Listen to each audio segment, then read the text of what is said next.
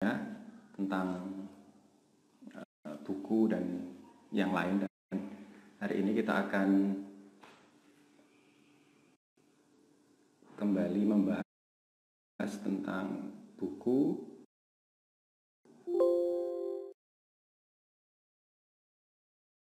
ditulis oleh orang Jawa zaman dulu, dan hari ini seri Serat Sastra Gending bersama Mbak Isnaini Samsiati. Nah, ini dia. Halo, selamat siang Mbak Neni. Halo, selamat siang. Assalamualaikum. Waalaikumsalam. Suara saya terdengar jelas ya?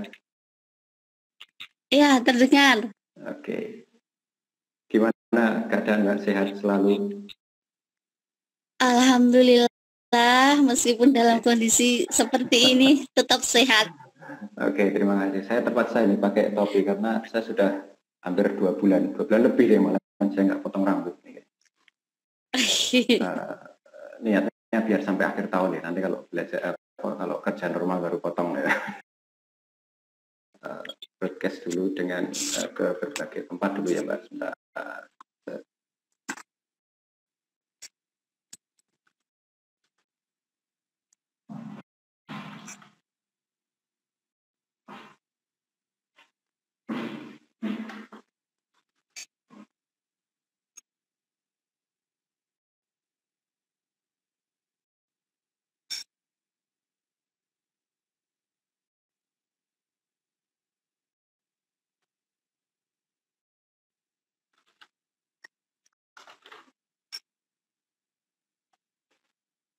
Ya, sambil nunggu teman-teman yang lain, ini Serat Sastra Gending, atau sebenarnya yang mau kita bahas dari orang Jawa. Nah, di dalamnya kalau dilihat dari covernya ada berbagai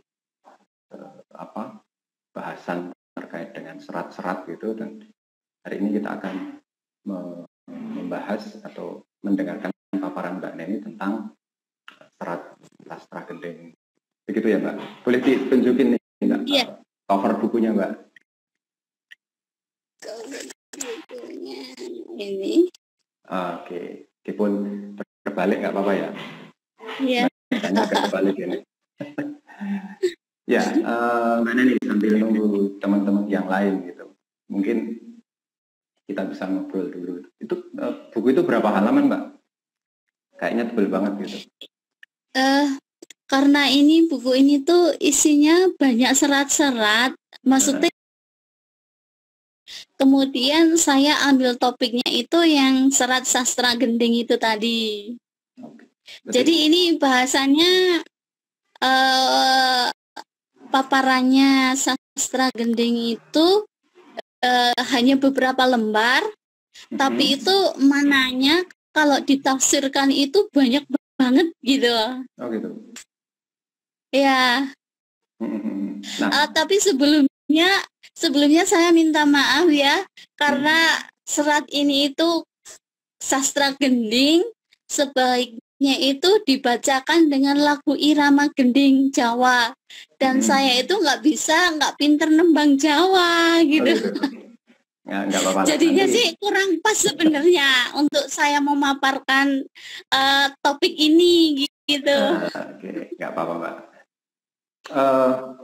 Ya, oke. Kalau boleh tahu Mbak, dari sekian serat itu di siang hari ini Mbak Neni menawarkan untuk memaparkan sastra gending, kenapa Mbak?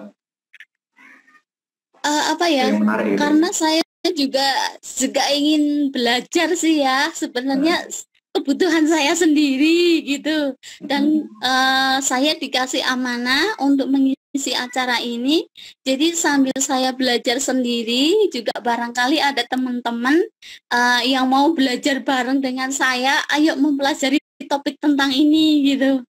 Jadi kita di sini belajar bersama, belajar bareng-bareng, apa yang belum kita ketahui selama ini, ayo kita belajar sama-sama biar kita itu tahu begitu. Oke. Dan siang ini tentang Serat Sastra Gending. Baik, sebelum kita mulai ada beberapa teman yang sudah bergabung, ada Pak Pusni Ansori, selamat siang beliau tertarik juga terkait dengan hal-hal yang berbau budaya-budaya seperti ini. Kemudian ada Mas Franky tadi saya lihat muncul, sudah saya hello gitu. Kemudian ada Mas Nuskan Abid, kemudian ada Mas Bagus, ada Pak Ketut, ada Pak Nawawi, dan lain sebagainya gitu. Baik, teman-teman, ini adalah seri kedua di minggu ini. Setelah minggu kemarin kita ngobrol dengan seorang pustakawan sekolah yang belajar huruf Jawa, kemudian hari ini terkait dengan sastra gending dari buku Belajar Bijak dari Orang Jawa. Kemudian sebelum kita mulai, saya beri bocoran untuk minggu depan. Minggu depan itu ada acara semacam human library itu kalau di barat itu. Jadi kita beri label buku manusia. Jadi buku manusia itu dulu acaranya Perpus Teknik dengan teman-teman komunitas yang di Fakultas Teknik misalnya. Nah, besok hari Selasa itu ada sesi khusus yang membahas satu profesi tertentu begitu. Kemudian hari Kamis pekan depan kita masih nunggu nih apa yang mau dibahas gitu. Nah, minggu depannya lagi itu sudah ada yang mau ngisi ini, Mbak. Minggu depannya sudah ada yang mau ngisi, yaitu mocopat. Jadi ada teman mahasiswa sastra Jawa yang mau ngisi tentang mocopat. Jadi 1 jam kita ngobrol tentang mocopat, mungkin nanti ada praktek membaca mocopatnya dan lain sebagainya. Kemudian ada satu penerbit buku yang bukan penerbit ya, dia punya penerbit tapi dia juga memberi pengantar sebuah buku. Nah, kita akan ajak masnya ini untuk ngobrol tentang buku yang pernah dia terbitkan atau buku yang pernah dia beri pengantar di situ.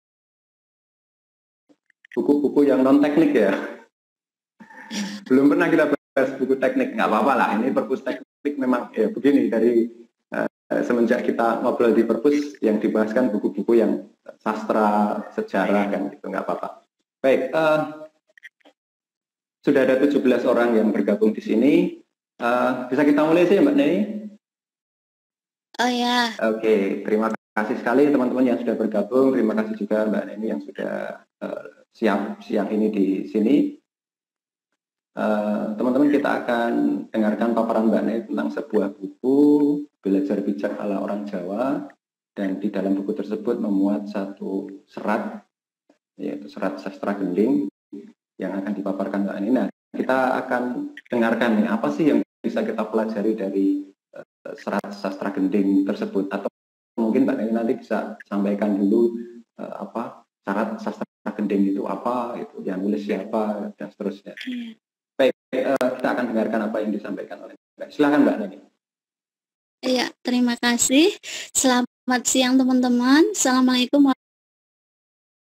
Sinau bareng tentang sastra gending.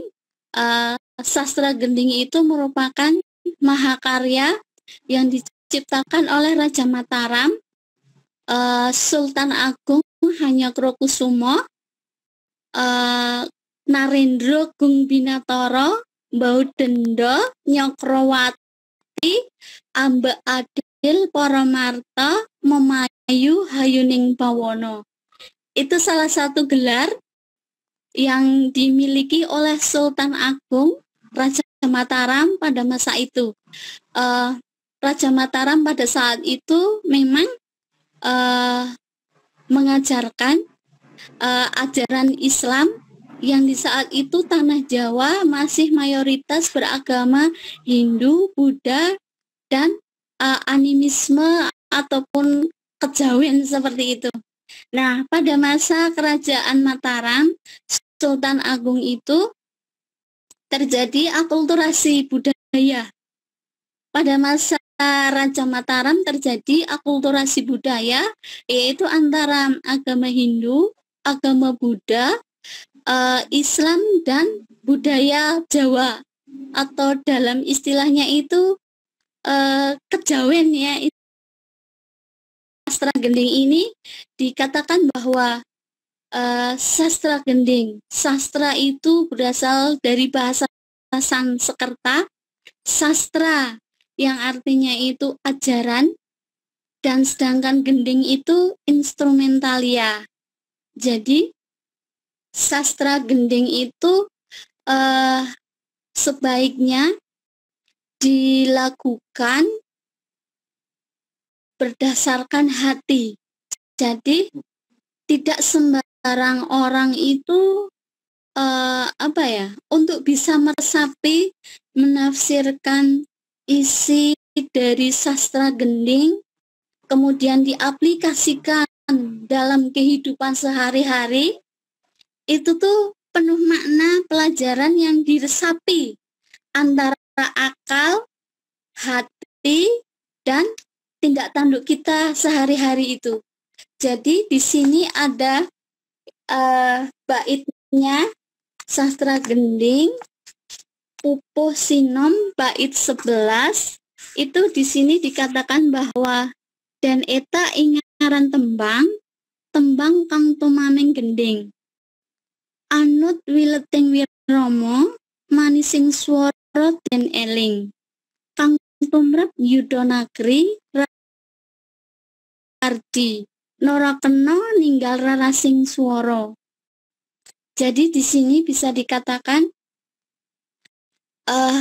irama gending antara gamelan itu dan yang pengerawit menyanyikan sindennya itu harus sesuai dengan irama. Nah, karena dalam sastra gending ini mengkaitkan antara ajaran agama Islam dengan budaya Jawa yang diciptakan oleh Sultan Agung itu tidak semerta-merta dinyanyikan, dilakukan seenaknya sendiri. Karena itu mengandung makna yang harus diresapi antara akal, pikiran, dan tindak tanduk itu harus selaras. Makanya dalam menembangkan itu harus merasuk di hati agar ajaran atau serat tadi itu tidak menyimpang. Dalam kehidupan sehari-hari, serat itu dilakukan seperti hukum. Serat itu aturan, teks aturan yang dibuat gitu. Sedangkan gendingnya itu tuh ibaratlah kita itu kaitannya dengan ajaran agama Islam itu syariat dan makrifat gitu. Syariatnya itu tuh serat, aturan yang dibuat itu syariat lah, sedangkan gendingnya itu tuh yang harus kita lakukan gitu. Di sini dijelaskan bahwa sastra pedoman ajaran hidup. Gending itu instrumen. Jadi serat sastra gending bisa disaripatikan menjadi petunjuk yang berupa syariat, dan bunyi gendingnya itu adalah makrifatnya. Maka dari itu cara melakukan karyanya harus selaras antara sastra dan gending yang mengiringi. Jika tidak selaras, maka rusaklah aturan tersebut itu. Sedangkan pemain gamelannya itu suaranya juga harus diselaraskan antara batin, maka timbullah cinta kasih yang menimbulkan keindahan akal. Jadi menumbuhkan cinta kasih dulu, rasa sayang dulu, baru akan mengarahkan akal pikiran kita. Jadi antara syariat untuk penyatuan dengan Tuhan, itu dari intisari dari makna serat sastra gending itu. Nah, di sini antara syariat dan makrifat. Syariat itu dari kata syara, yasro'u, yang artinya itu membuat peraturan, menerangkan. Jadi syariah itu hukum, peraturan, undang-undang. Syar'i itu sesuai dengan peraturan. Syar'i sesuai dengan peraturan. Jadi syariat bisa diartikan juga dengan jalan yang lurus. Ya. Jadi orang yang memegang syariat berarti ia berada di jalan yang lurus. Ya.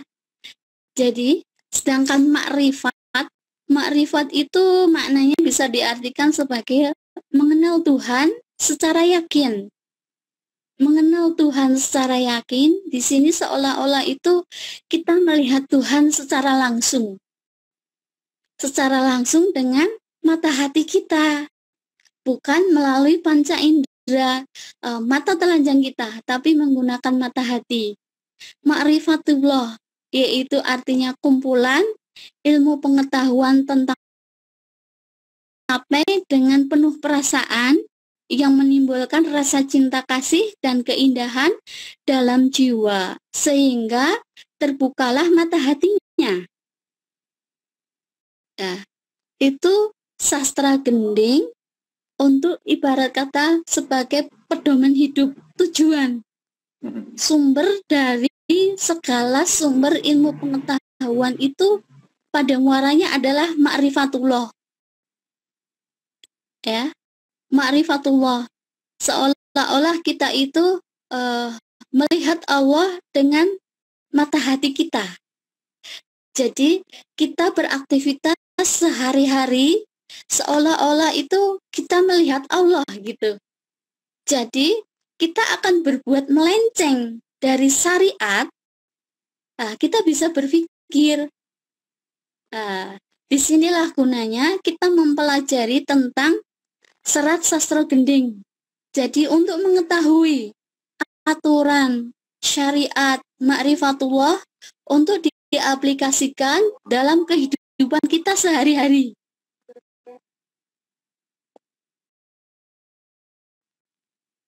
Sastra gending pupus sinom bait yang ke-12. Dene kang tumrap ing sastra ranggan wiramaming gending kinarya ngimpuni basa. Mamanise den reksani lamun bubrah kang gending.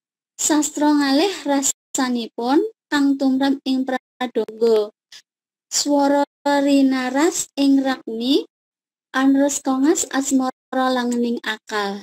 Ya seperti yang saya jelaskan tadi, kalau kita itu harus seirama antara sastra dan gendingnya, antara menjadi pribadi yang insan kamil seperti itu, insan kamil, manusia yang begitu indah di mata Allah gitu. Tetapi indah di mata Allah itu belum tentu indah dalam pandangan manusia gitu. Tapi tentunya kebalik ya. Indah di mata manusia belum tentu indah di mata Allah. Tetapi kalau indah di mata Allah, harusnya pastilah indah di mata manusia, begitu. Baik, Mbak Neni. Ya. Ya, tadi ada yang komentar ini sastra gending itu nilainya ada nilai-nilai sufi atau tasawuf di dalamnya. Gitu. Iya, tasawuf. Selain memang ditulis dalam bahasa Jawa, itu harus ada kemampuan untuk menerjemahkan dari bahasa Jawa bener, Pak. bahasa Indonesia gitu. Karena bahasanya itu bahasa filsafat. Mencari arti di dalamnya. Tapi tadi yang menarik yang disampaikan oleh Mbak Neni gitu tentang sastra dan gending. Karena saya belum pernah baca sama sekali misalnya antara syariat gitu, atau hukum dan apa yang gending atau yang yang dilakukan itu harus seirama, tidak bisa ada bahasa Jawanya itu geseh gitu. Dan ketika membunyi di awal tadi Mbak Neni menyampaikan ketika perasaan pertama, yang kedua tidak main-main misalnya gitu, karena ada apa ya, ada arti yang begitu ya. ya maknanya dalam banget nih. Ya, Mbak Neni, kalau di dalam sastra gending itu misalnya ada satu bait tertentu itu dari sekian pupuh itu apa ya, bab atau apa itu ada yang bagi Mbak Neni ada kalimat yang paling wah ini paling luar biasa atau paling membekas misalnya gitu. Ini Pak, pupuh yang sangat membekas setelah saya membaca itu pupuh yang ketiga, Sarkoro bait kedua. Ya, yang bunyinya, yang topiknya itu tempat itu penuh apa ya, tafsiran lagi, karena ini bahasanya itu bahasa filsafat. Mungkin ini bisa dijelaskan yang lebih jelasnya biar gamblang orang filsafat yang bicara.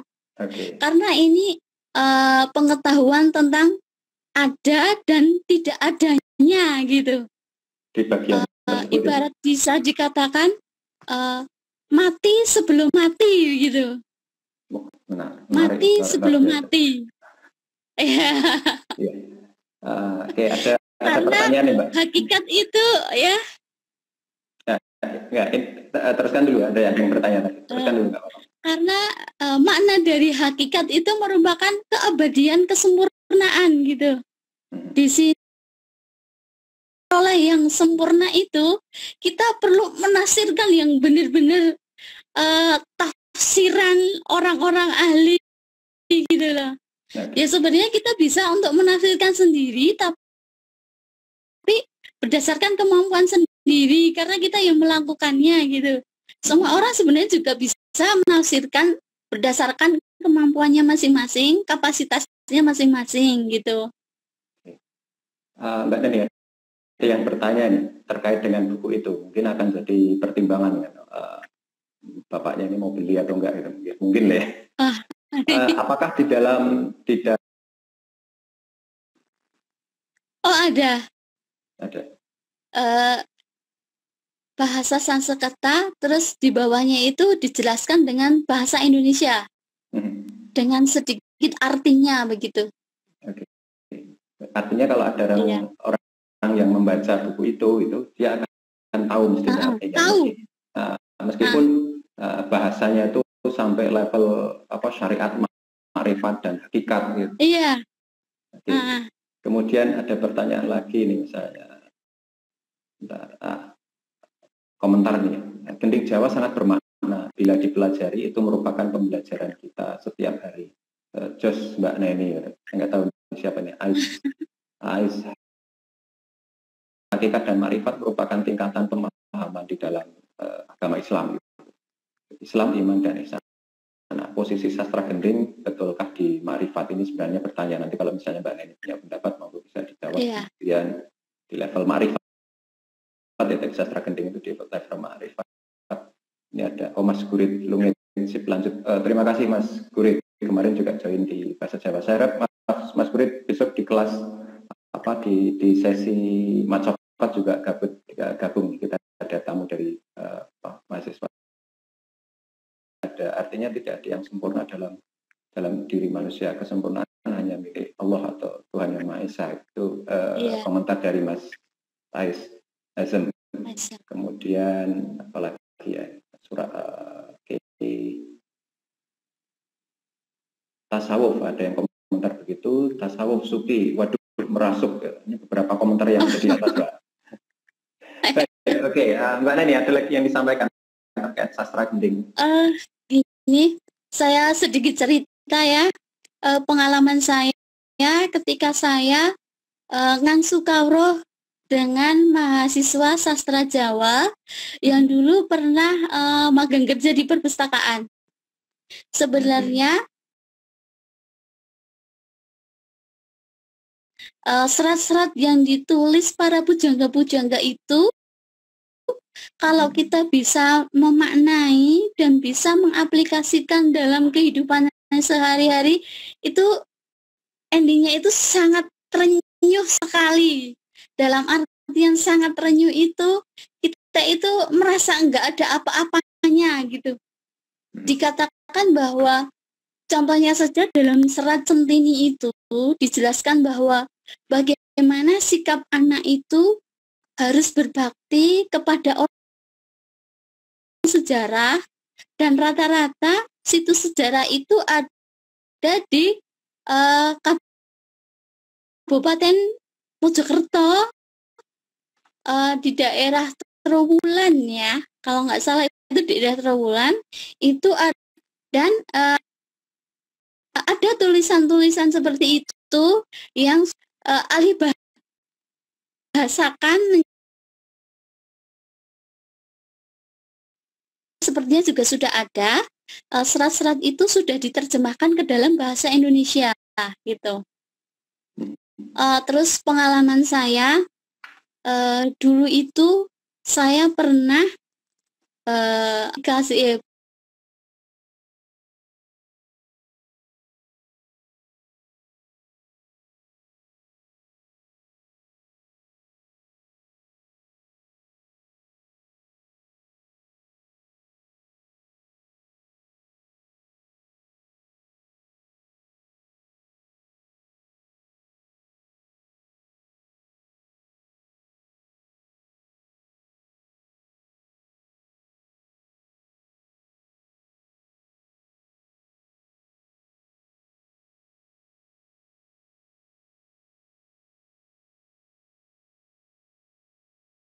gitu. Namanya itu Mbah Mangli. Mbah Mangli itu berada di bumi Mangli sehingga dia disebut Mbah Mangli gitu. Ketika mengaji di Mbah Kiai itu, Mbah Mangli itu jamaahnya itu sampai puluhan ribu mengaji sama Mbah Mangli, di mana di sana itu tidak disediakan sound system, tapi suaranya Mbah Mangli itu bisa terdengar sampai kemana-mana. Gitu, subhanallah itu. Dia itu bisa Kabupaten Temanggung Wonosobo sana. Terus habis itu bisa merasa ada di Mekah sana, Baitullah sana. Kehebatan ilmu yang dimiliki oleh Mbah Mangli, yang saya dapat cerita dari bapak saya yang pernah mengaji sama beliau gitu. Itu kalau kita mau mempelajari apa ya, kalau di logika akal manusia itu secara orang-orang biasa saja itu nggak masuk akal gitu. Dan apa itu qadarullah? Baru saya itu sadar bahwa kalau Allah sudah menghendaki semua maunya Allah, orang itu bisa melakukan hal yang tadinya tidak mungkin menjadi mungkin begitu. Ya. Oke, terima kasih sekali Mbak Neni. Baik, teman-teman ada yang bertanya tadi, misalnya ini contoh satu bait dan penjelasannya, contoh satu bait di sastra gending dan penjelasannya itu. Mungkin Mbak Neni bisa memilih mana sih satu bait yang paling menarik gitu. Tapi sebelum Mbak Neni menjawab itu, sebelum Mbak Neni menjawab itu ada satu, kalau kita apa ya, kita perluas diskusi kita tidak hanya sastra gending gitu. Saya pernah mencoba mengaji juga serat Wedha baitnya. Wedatama itu ditulis oleh Mangkunegoro keempat ya. Nah, jadi gini, saya pernah pakai ini untuk untuk mengisi diskusi.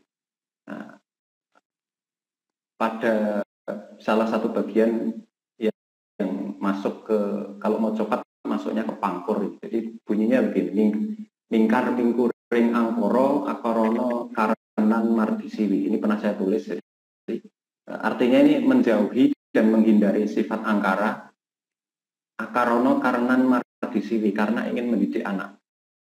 Jadi ketika ingin mendidik anak itu, yang mendidik harus lebih dahulu menghindari angkara murka resmineng kidung. Nah, sinubo sinukarto. Artinya perintah pada anak itu harus resmineng kidung, dibuat seindah mungkin seperti hanya indahnya lagu. Nah, sinubo sinukarto itu artinya mendidik anak dengan baik,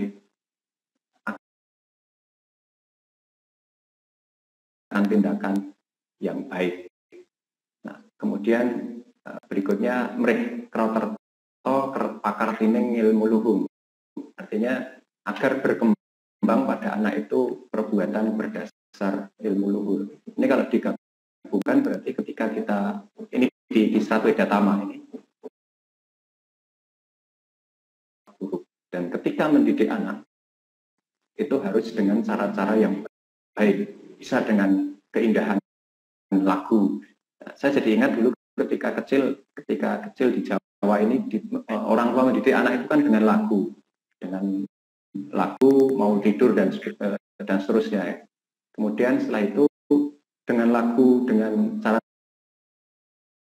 agar anak mrih kraterto pakar tining ilmu luhung, agar anak itu berbuat baik itu berdasar ilmu luhur. Ini salah satu bagian di Serat Wedatama ini yang sampai sekarang saya masih terngiang. Nah, oke, Mbak Neni, mungkin sudah dipilihkan satu bait di Serat Sastra Gending itu beserta artinya, ya, ada yang bertanya tadi. Monggo, Mbak Neni. Koro bait ke-1 yang bunyinya sinar koro pangawikan goib, norolio mung Allah ingkang esah, dupi lair sing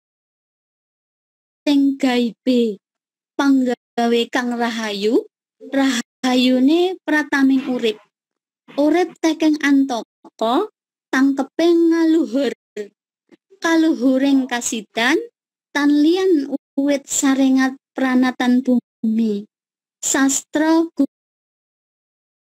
dengan lagu Sarkoro tentang pengetahuan goib.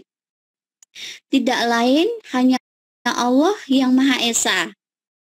Setelah lahir dari goibnya sebagai zat mutlak yang mulia, sehingga kemuliaannya itu sampai kepada hidup, sedangkan hidup sampai kepada matinya. Sikapnya yang luhur adalah lain mulai dari syariat sebagai peraturan di bumi dan sastra sebagai terwujudnya dunia.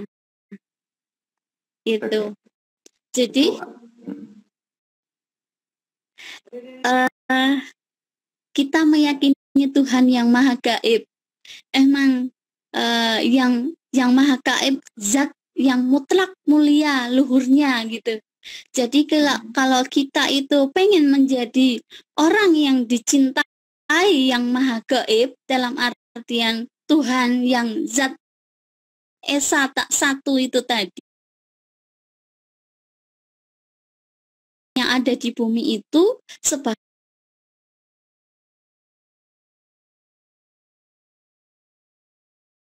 itu. Ya, terima kasih Mbak Neni. Sebelum kita akhiri nih, tadi ada komentar nih dari Pak Kus nih, ilmu Mbah Mangli itu sudah tingkat wali, katanya. Kalau dalam Jawa itu sudah menyatunya sedulur limo pancer, kiblat papat limo pancer gitu mungkin. Mungkin satu saat kita bisa bahas hal-hal seperti ini lebih banyak gitu, sehingga kita punya berbagai pandangan. Saya kira terima kasih sekali Mbak Neni, apa yang disampaikan tadi terkait sastra Gending, meskipun ya ditulis oleh Sultan Agung yang di situ ada warna budaya Jawanya, kemudian ada religiusitasnya, ada dalam hal ini Islam karena disebut ada syariat, ada marifat, ada hukum yang hukum Tuhan yang harus kita lakukan untuk mencapai ketuhanan itu, saya kira saya yakin sifatnya universal. Agama apapun mestinya akan demikian dan seperti itu, sehingga sastra gending sebagai sebuah tinggalan warisan nenek moyang itu bisa diambil pelajaran oleh siapapun, baik itu di Jawa maupun di luar Jawa, dan siapapun yang tertarik dengan budaya-budaya Jawa, khususnya seperti halnya judul buku yang Mbak Neni baca, Belajar Bijak ala Orang Jawa. Siapa saja yang ingin menjadi bijak, salah satunya bisa belajar di serat-serat yang ditulis oleh para leluhur kita di tanah Jawa. Baik, apa topiknya? Kemudian saya sekaligus menyapa ke teman-teman yang hadir di sini. Ada Pak Husni, tadi ada yang siapa, Mas Langit tadi siapa, kemudian juga yang lain. Terima kasih, mungkin kita bisa berbagi juga. Nanti Pak Husni misalnya, Pak Husni saya ingin berbagi ini ya di live IG Perpustakaan Fakultas Teknik. Oke, tidak masalah, kita akan fasilitasi dan semoga ini jadi satu pembelajaran untuk kita semua, belajar dari mana, seperti judul buku yang Mbak Neni baca, menjadi lebih bijak di dalam menghadapi segala hal yang ada di dunia ini, di kehidupan kita ini. Terima kasih Mbak Neni, terima kasih yang teman-teman yang lain juga. Semoga sehat selalu dan kita segera ketemu di Perpustakaan Fakultas Teknik. Oh ya, tadi ada yang tanya, bagus juga kalau bahas buku teknik gitu kan. Nah, oke lah, kita siapkan, kita coba cari teman-teman yang bisa bahas satu topik terkait teknik gitu.